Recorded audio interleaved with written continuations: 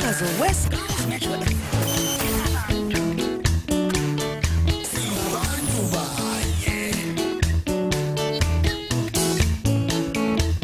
7 minutes past 9. Njobu sazi ke mlaleli wami ukubana each and every Monday we get to give you i-business news esihamba lo Thamsanqa. Bhala Thamsanqa, uvuka njani? Ngivuka njani siswami? Ngiyavuka mina, usiphatheleni namhlanje? Namhlanje ngiphathele indaba ziyathabisa, abanye asozibathabise, kuyathabisa beRussia.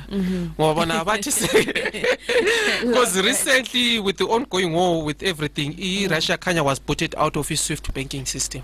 Okay. So basically what that means is wonke amabhenki kule ndawo lapha ahlangana khona abatransferana imali.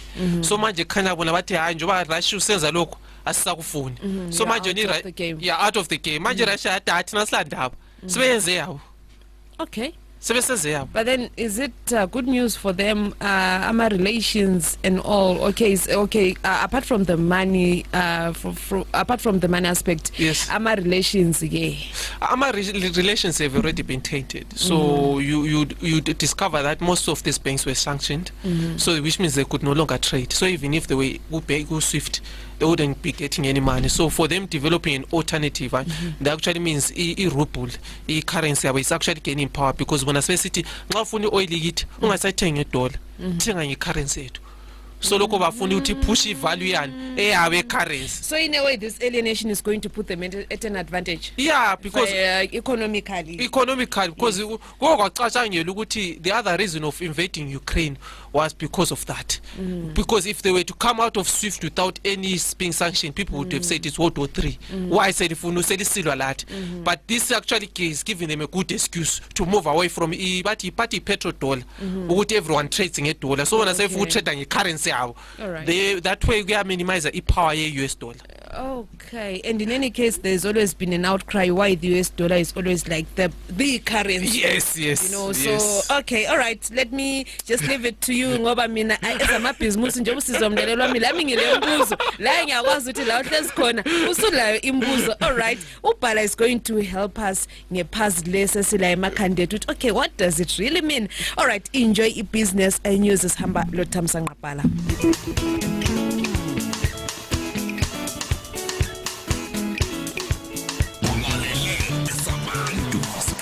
Metro FM.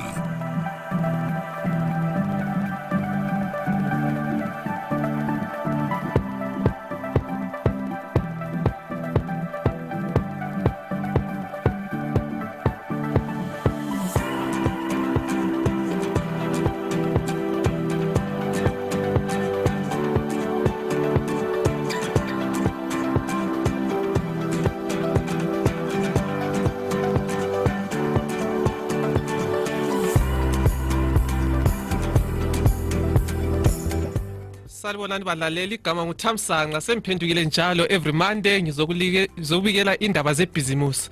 Njengoba lapha bese sikhulumile bekule ndaba le SWIFT banking system. Abaningi nxa lilembuzo namhla futhi ngizabe ngikhuluma ngokuthi kanti nxa ibusiness plan kuyini.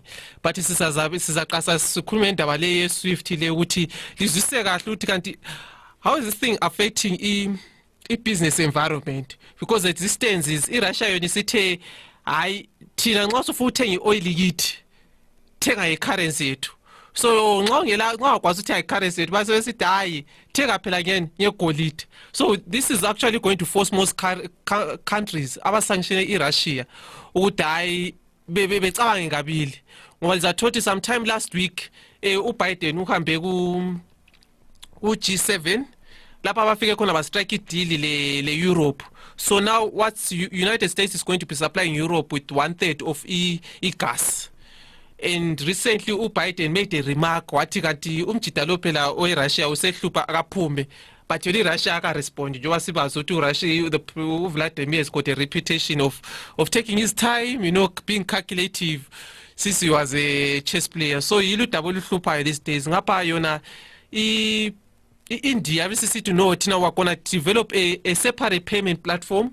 So in the coming months to be, we're going to have a separate paying platform, one that's obviously going to rival SWIFT banking system. So yilo udaba olenzakala endaba ye-Ukraine. Ngapha yena upresident wangikhona we-Ukraine sesithi hayi mina NATO ansafuni uyijoyina So maybe in the next month iwole ngabe siphelile and everything will be getting back to normal, because already lizwile ukuthi fuel prices, they actually have increased across.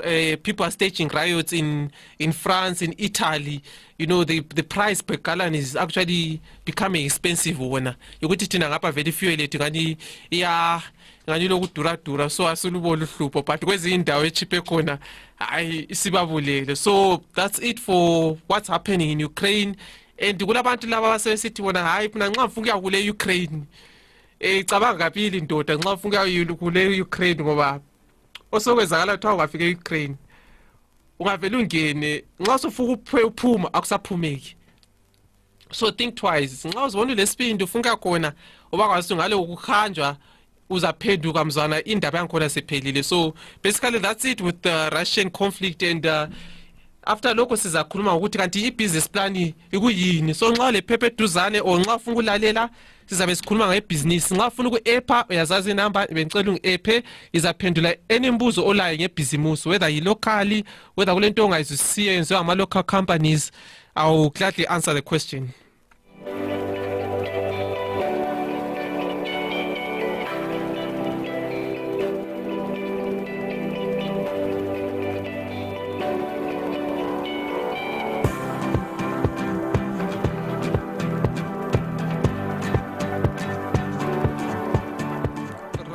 Right. So what is a business plan? Cabanga nxa uthiwa i-business plan kuyini? A business plan is basically a formal document that you write, that you craft up. Ufuna ukutsheza kutshengisa ukuthi kanti mina in the next 2 months ngifuna ukwenzani.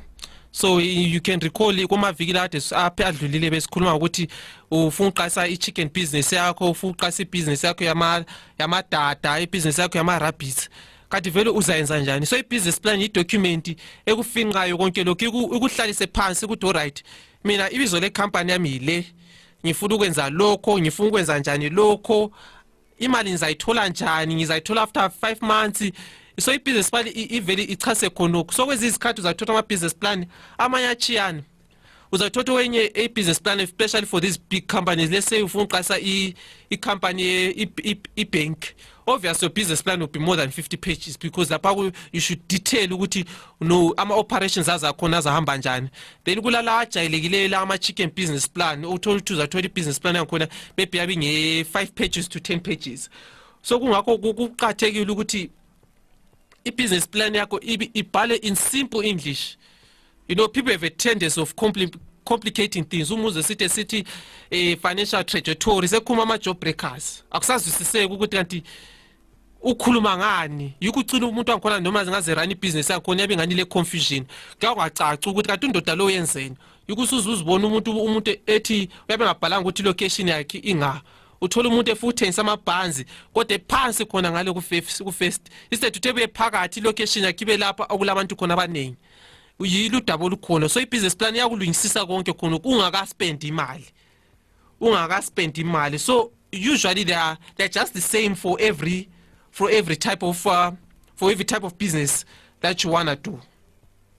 So now then what are the 3 reasons? Ama reasons are 3 ukuthi why ufuze vele ubhale i-business plan. I-reason yokuqala, starting the business. Organization yakho ufuna ibe njani? Ifuna ibe lezisebenzi ezingaki? Ufuna ukuhambe njani? What are the values? What's your core mission? What do you stand for? Do you aim to be the biggest supplier of chickens to local retailers, or do you aim to be the fastest growing company? You know, you come up of offer khona values. What's your basically your reason? Is it your passion? Or uthola umalume wakho overseas what time chan ngiyabuya mantendi nansi imali akungiqalisele something. So i-focus yakho yiko i-reason yakho ukuthi kanti vele uhloseni nxa ufuna uqasa i-business plan. Enye futhi isizathu, do you want to expand? So nxa so expand lapha, did you write it initial business plan? I-business plan yakho sisukhuluma ukuthi no mina, because I once operated a publication company okuthiwa LLORUT. So ngadlala phansi lapha ngibona ukuthi alright, since ngifuna upublish amabhuku la ngifuna expanda ngayo, wapha ama territory ofuze ihambe ngawo, fuze ngihambe esikolo, fuze ngihambe eGwanda, fuze ngenzeni. So you then detail ukuthi no, this is how I want to expand my business. imali nezayidinga yikuyini eza kunida. Okunye futhi okuqathekileyo ngama partnerships. Indaba ama partnership sibili ijalo ukuhlupha uzathola ukusasa abantu basibesilwa. Omunye sokwenzakala efe abantwana sesithi no babethi lapha wayelama shares. Nxa into yangikhona ingavele ingachasiswayo uqayiseni khonoko. Kuyansuka ukuhlupha. Yikuthola abantu sokuthiwa omunye ethiwa ubagangadiwe babulelene. That's part of the reason. Into yangikhona it's not detailed. So kuqathekile especially if you are going to these big cash cows, you know, the mines. Nxa uqasa mine, you know that uqasa mine ufuna ule mali and futhi ama returns angikhona they are very high. So ungaqalisa business le partner. Lingela document estate ukuthi no mina ngile percentage engaka. Ngoba okuzayenzakala ukuthi lingayekela ukustate. Kulaba abantu abamanipulative, who've got manipulative tendencies. Some people can blackmail you. Ukuthi kanti eqaseni lina livumela nanti kulethwa there's something called a gentleman's agreement which is not advised when you are starting a business. Don't ever do a gentleman's agreement. Go to a lawyer, you structure down the lawyer livumela nama shares, because if you don't do that, what's going to happen? Umuntu nakusasa uzakuphendukela ethi mina ama shares ecompany ami 75%. Ucina usukhala. Ngoba ngakhala Facebook when it was starting out, uMark Zuckerberg warobha omunye ipartner yakhe. Babevumelana ukuthi no, thini ama shares etza divide kanje. Onizathatha lapho uthathe lapho uthatha la. So there's something called dilution of business. Ukuthi nxa ulethe investor, nxa ulethe investor in ukhona omunye othathela ama shares. So into le ayibhaliwe ku contract, but yena undoda lwazabe samtshela ukuthi no, whenever a new investor is coming in, the shares that you are going to give that new investor ngawakho, thina ama shares ethu asoze siwathathe. So this is very important. Nxa uzaqasa business lo muntu uqhakathekile ukuthi vele unjani ube kwazi ukuthi no business leyi izahamba so.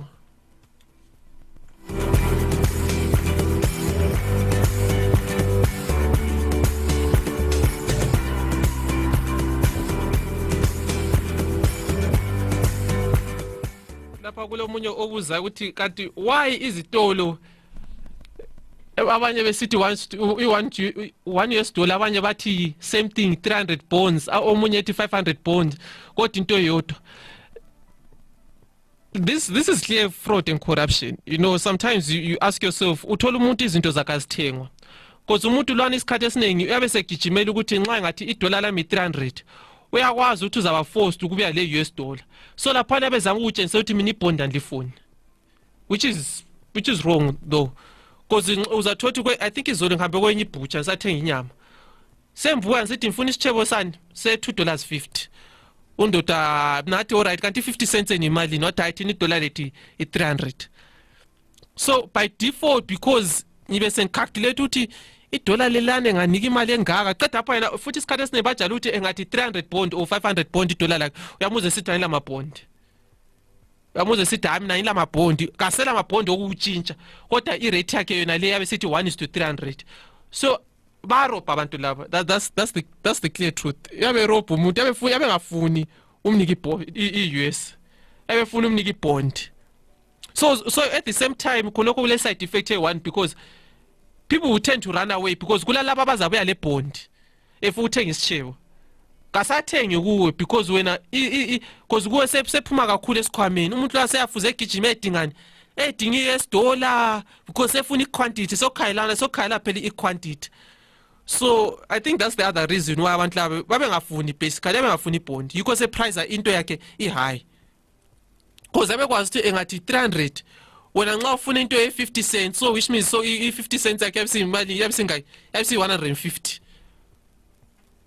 Wena ngapha kwezindawo uzathola ukuthi i50 cents ayi 100 bond, 120 bond. So it's one of those things whereby people have to look out for. And isikhathi esiningi ungabona umuntu eprice njalo ibusiness yakhe ayihambi, yabo kubatshona bekhala yabantu abathengi. It's because of that weird pricing system that they are implementing.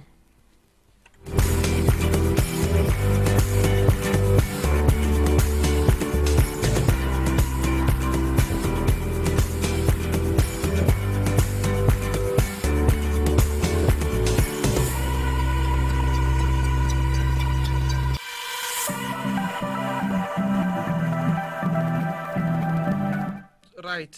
Now, since we're talking about business plans, the next thing is the overview of the business and the industry. So there are certain different types of industries. All industries come with their own playbook. Ulama rules ofuze walandele nxa ungena ku business yakhona nxa uchaya business enkukhu futhi ube lesihluku futhi ube lani nxa into mining you should have a crusher, you should have certain things, even le workmen, even lukhala lama sales akho ukuthi when will you receive the amount, you know, business yakho nxa uthengisela abantu inkukhu ngumuntu anothi mina vele ngiyakweredisa, you know,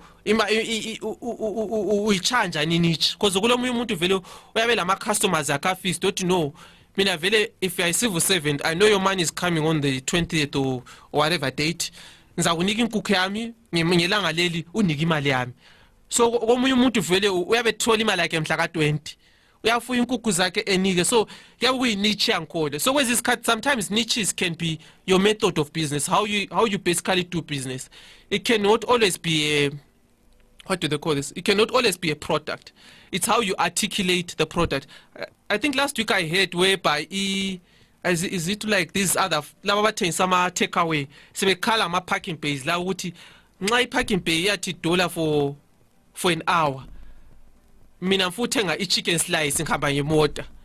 So which means nxa ngizathenga I chicken slice yami lapha or I chicken ini yami lapha nxa chicken in only $3 now, which means chicken in sengithenga nge$4 because I'm now factoring in $1 ezalibhadala ngipaka imota yami lapha phambi kwesitolo ngiphume ngithenge. So which means chicken in yona vele I say your $3 isi $4 unless nxa uzachi imota yakho khatshana lapho onganjani owungela amanto zabo lezi ezo price uwokhe ubuye but la sokuzimela ngoba uthenga into encane.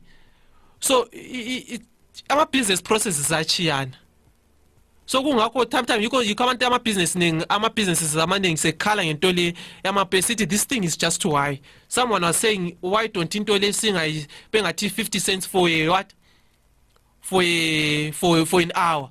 So it means if it's 50 cents for an hour, if I come here to chicken in, I want to buy my chicken in, that means if the chicken in is $3, that means at the end of the day chicken in I'm saying imagine see $3.50 indaba yankhona khona. So affect into eziningi. So noma lona umuntu lana engadecide to chicken engadecide to die sengikhwezile at this current rate die 2 piece I'm say $4 nxa athi see $4 so edela $1 lakho phezulu la which means when chicken in say $5. So into le ama business processes loku prices izinto ihlupha khona. So you should be aware of those things. They call them hidden costs. It's a cost that you don't factor in when you drive uthi mana ngiyokudla but you won't factor in that cost. So never just to into lena ngemali nge$3 but at the end of the day ungakhalisisa kahle ususpenda $4 because you now are factoring in iprice yokufika upaka imota uphume udle labantu abakho ngeweekend lingahlala 2 hours liphakathi khonaphala. So which means sokuyisela edela $1. So which means nxa ade lithenga ama chicken in ayi5 sele edela malini $2 on top. So that's how things end up becoming really expensive. So ama operations ama businesses akwanisa uku affect.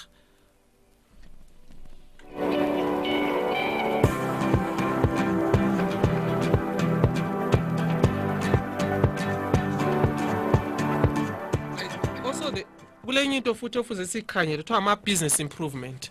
You know, when you're writing a business plan, let's say you have been operating your business for 5 years and you now want to grow your business. You know, there's a tendency of ignoring what your competition is doing.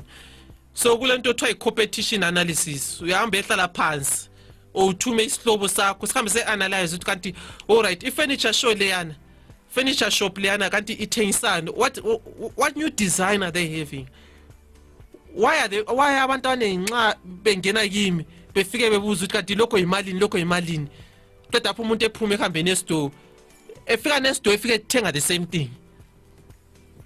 Wona ngapho uyabuluza ama sales akho, you're losing your sales. This guy is what is gaining money. So uqathekile ukuthi ukhale busy competition yakho nxa sokuthi kube le document ekwele page sibile hlala phansi othi right i-competition yami kanti yenza njani. Ungakhalisisa emalokishini isikhathi esiningi abantu lana abagelayo uzathola omunye vele yena no matter ugela njani noma ugela njani uyabe ukucharger $1 kulo munye oyabe senesto outhi akutshela ethi fade enje $2 enje $50 enje what. So that's competition analysis. So lona be want to know mina vele ukugela yakwanisa why ngaphonga kuba le uniform price efana nayo for wonke umuntu.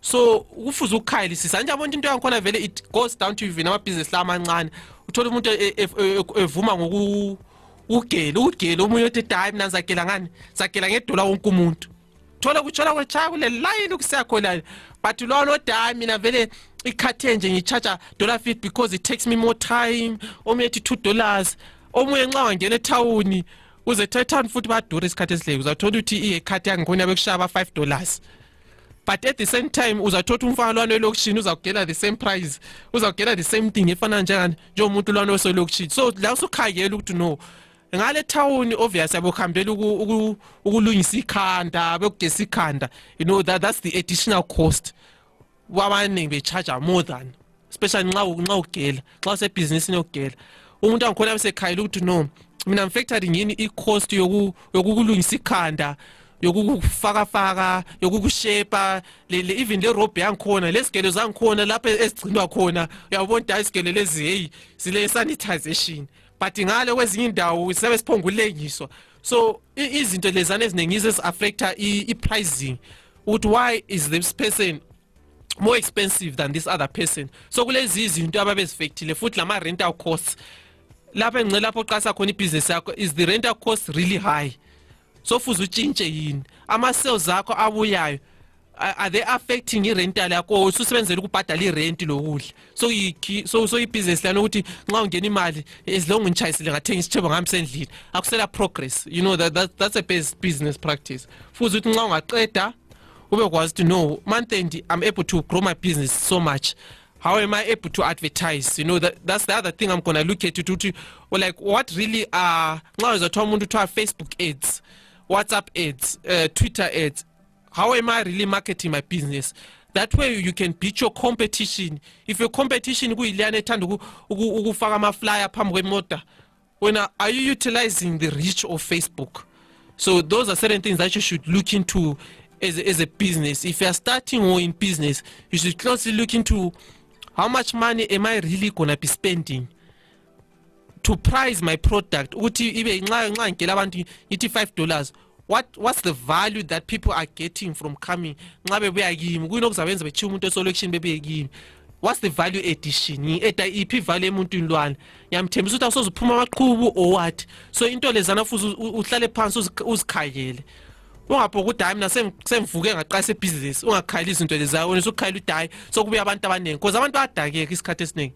Umuntu especially ungathola lawana abalama short term engafika ethola indawo yangikhona ngani ayiqedakala kulomsindo kulani akula order akuqedakala umuntu obaye abantu basesethi kade hayi ingxoxo ezikhunywa lapha hayi asikhambelani lami ungcone ngichinsuke la ilo kumbe kube at that time uzothothi useva abantu abadala kakhulu kodwa ubhizi uchaya imapiano abatane kuyabacaphula uthola udayi uthola imarket yakho vese okuthola kuya abantwana abancane ungasuka ukuthi kuyikhona ukuthi nawe vele abaxotsha ngemusic. So kulezi zinto ezincane vele ezixotsha abantu uzikhanyele nxa uqalisa ibusiness yakho noma nxa ubhala ibusiness yakho uzinike isikhathi ungajashi ungabi labawala sit down if it takes you a week let it take you a week but at least uyabukwazi nxa uzaqalisa uyabukwazi uzaqalisa ibusiness yakho iye nga.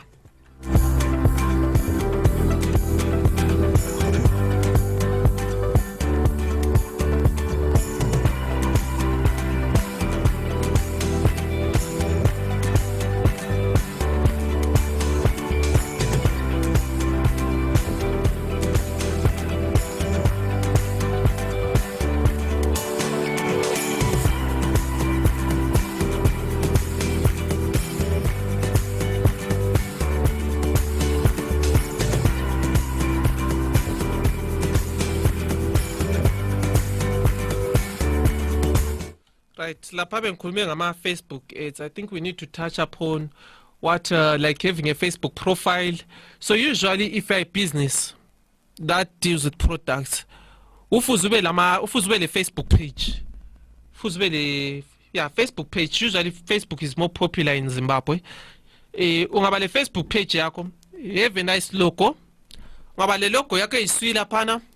Also create a Facebook page yakho. When you create a Facebook page, make sure to have a properly detailed catalog. Efakisayo ukuthi no. Let's say uthenga ama drink. Nxa uthenga ama drink kube kwazi iflavor le imango fruit juice. Imali engaka. Uthatha ifoto yakho enhle uyifake lapha. Usufaka le pricing yakho. Kube Facebook page ecacayo. Ungaba Facebook page ecacayo.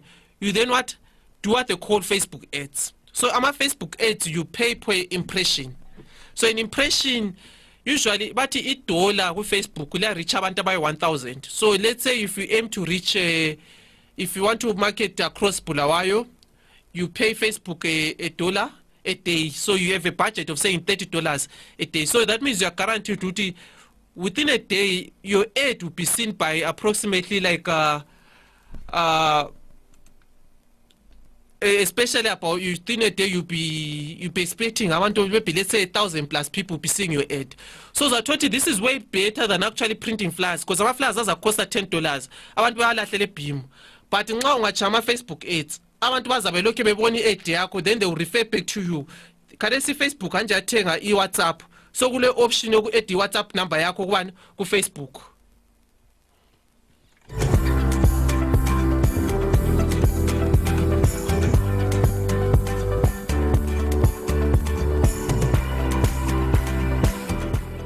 Right. Sabonga lapha umoya sebhalathi good morning. I like how you are explaining your issues from the Ukraine issue to the parking issue. Thank you. Alam ngiyathokoza mlaleli ngiyathokoza. So if you have got any comments please I prefer that liwabhale lingasend my voice notes, at least I get to read them out.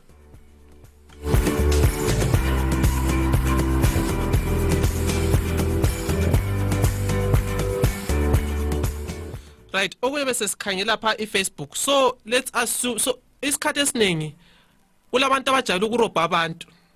Umthole sithi ngiyakwenzela ibranding. So ibranding yakho uzathatha umuntu yakuyistick esincane esingekho good quality. Qeda uthola ngama contacts kwangikhola kunjani kufake phansi eceleni. Ungangena isikhathi esiningi ezitolo. Uzathatha ibranding yakhona is poor. Sometimes the reason why people are not buying your products is because the appearance of the sticker. See the sticker sakho. You are not investing. These days kule Google. We are Google. Ubona ukuthi stickers ama company ayenza njani. I-branding is really important. I don't know how I'm gonna point this out.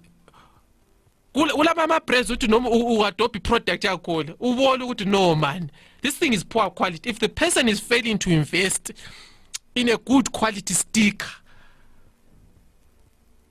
like, is the product worth it? So where's this card which one you sit abantu bathenga product yami? No, your branding is totally off the roof. Like ayenzi, iqiniso lihle ayenzi. Ama company amaningi locally i-branding yabo it's poor.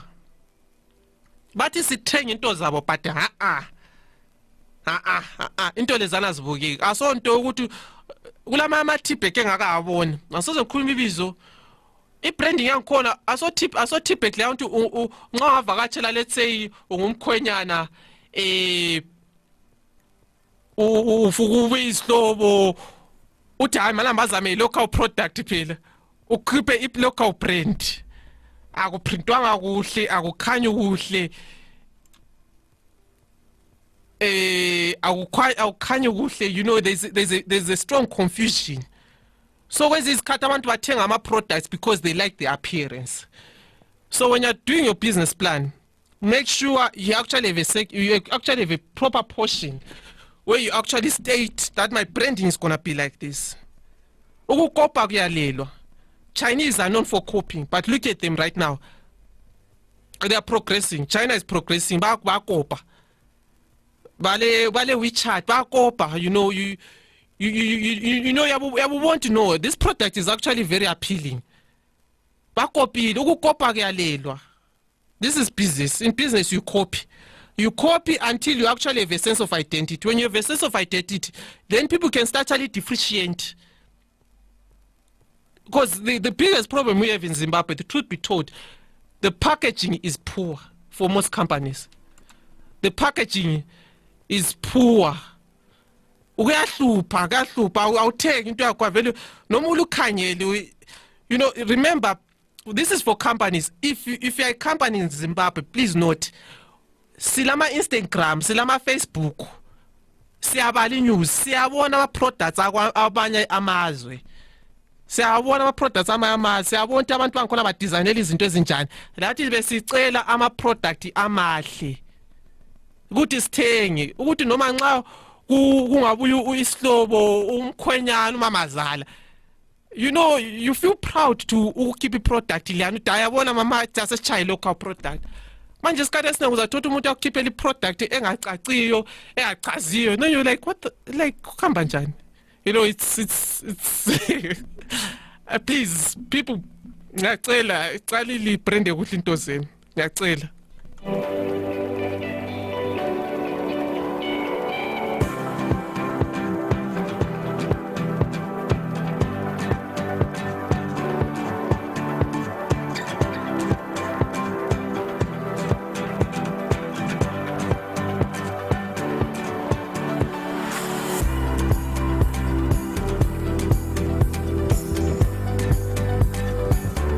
Kulenye comment lapho uthi njani malume siyezwa sure njalo siyafunda okunye besingakunanzelele especially parking usudle $4 slice. Ayabo abadala indaba le parking vele yahluphe because remember even if you are gonna be ufuna upaka uzothola ukuthi there's an additional cost.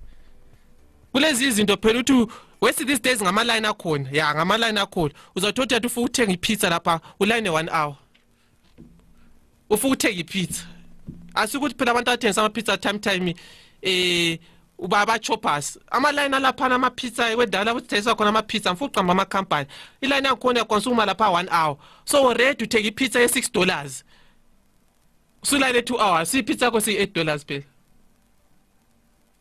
isi $8 because already sulayile 2 hours plus $1 futhi enye yokudla. Hayi indawo level yangu hayi badlalela indawo eliyahlupha la ngoba hayi no this fee is just too high.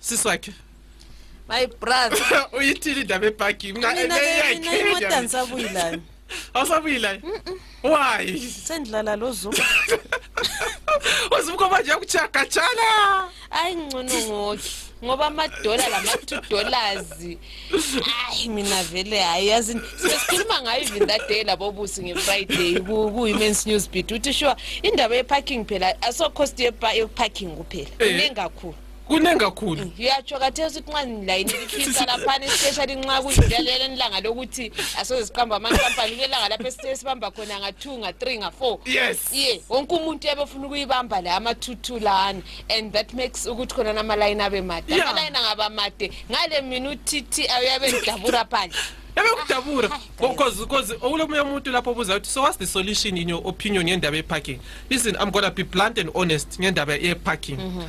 Indaba yeparking, those guys should reduce their prices to fully, let's say 30 cents per 45 minutes. Because what people are not understanding is this. Kana samadoda lawo yakwana ze actually gcwele abayenza imali even if that company is pricing $1 per hour. Oh yes, they are not making money. I was even saying ukuthi khona na vale I think they overemployed and the motoring public akobulawayo is so resilient ukuthi ethawuna kulazimoto. Yeah. And with the people that they employed mbona ngani besides mina mbona ni solution first and foremost ibhala ukuthi sicela ukuba kwazi ukuthi kathi vele ngobani. Hayi yazithi balaleli.